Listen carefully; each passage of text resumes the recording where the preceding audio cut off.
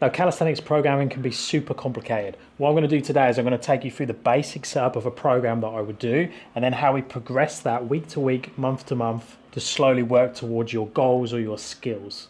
Now, obviously, some of these are going to be dependent on the skills that you're working towards, but that's more when we get down to this end, more that intermediate to advanced. Before we get there, we need to create that foundation. That's why I recommend you work a bit of everything. So the key movements I'll be starting with is the push-up, the row, the hang, the planche lean, the squat, the forward fold, and the crow. So we have bent arm pushing strength, bent arm pulling strength, upper body mobility and also scapular hanging conditioning, straight arm pushing strength, so that's scapular protraction, hip mobility and squat conditioning, forward fold flexibility, and our start of our balance work. Now we'd work through the progressions of the push up until we get to the dip. Rows would be progressed towards the chin up. From hangs you'd keep working more thoracic mobility and scapular conditioning. Planche lean would be moving towards tuck planche. Squats could go to weighted and split squat. Forward fold would move more to articulation, so things like Jefferson curls. Row going towards chest to wall handstand. And the next level dip would take you towards a pike push up, chin up to a pull up. The hang work would continue to skin the cat. And then as we get deeper down the progressions, we're going to start to split off to more movements. And that's where you'd start working more multiple days working on different things. So your planche work could continue down the planche progressions, but also press handstand.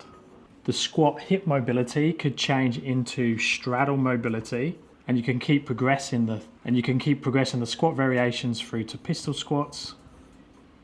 The forward fold work you can go deeper and deeper towards head to toe, but also front splits. Chest to wall handstand would turn into freestanding handstand. Pike push-up could go to handstand push-up variations, but also planche push-up. Pull-in strength can go to muscle-ups and one-arm chin or one-arm pull-up. Skin the cat will take you towards a 360 pull, which is front lever, back lever. Now the planche progressions will just continue endlessly towards the full planche, but you could work things like planche press as well. Press handstand, you have the pike, the tuck, the straddle, and the stalder. Pistol squat, you could go towards the dragon squat. So straddle mobility is going to take you to straddle pancake, L-sit, straddle splits. This type of flexibility is just ongoing, both from a flexibility and a mobility point of view. And the freestanding handstand is going to take you to handstand shapes, and also going down the one arm handstand route. So this beginner stage is somewhat simplistic, but also so important to create that foundation so you can move on to these other steps and progressions. Now the intermediate level is when things start to get rather complex from a programming point of view. It's trying to get that balance right between not working too many skills at once, but just doing enough so they feed each other. Now, in a lot of ways, the advanced stage is actually the easiest one because you've got a lot of these skills already and you can put them on maintenance. You only need to visit them occasionally to check that you can still do them. And you would have identified the key goals that you're aiming for and you can just focus on them. So someone who's close to the one-arm handstand might just be doing that training plus maybe a little bit of muscle up or handstand push up with some planche progressions. Now, obviously I've missed out some chunks here. There's progressions in between these major milestones. We haven't spoken about how to split the days, and we haven't spoken about sets and reps.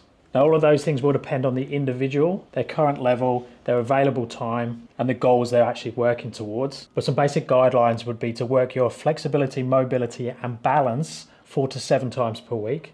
Strength sessions, we should be looking around 3 to 6 per week. Obviously, if you're newer to it, we need to be starting with a bit less and then slowly increase as the weeks and months go on. And then, especially for the beginner, you want to be working around a 5x5. So 5 sets of 5 repetitions for your main strength movement. I would suggest that the beginner is training 3 to 5 times per week on a 1 to 2 day split. The intermediate is training 4 to 6 times per week on a 2 to 3 day split. And then the advanced person is working 5 to 7 times per week on a 3-day split. Now for the intermediate and advanced, I'd recommend that you're splitting the days between bent arm strength, straight arm strength, and then you have your handstand and mobility programs. The handstand and mobility work I'd be doing nearly every day. And then the strength sessions I'll be alternating between session 1, session 2, and a rest day. But obviously these are just recommendations because it depends on you, your level, your history, your goals, and everything else. And then as part of this, or as an addition to this, from the beginning, I'll start to build a daily practice. Now, daily practice is just something you work on that's going to slowly chip away at your cold mobility. So the things that you can do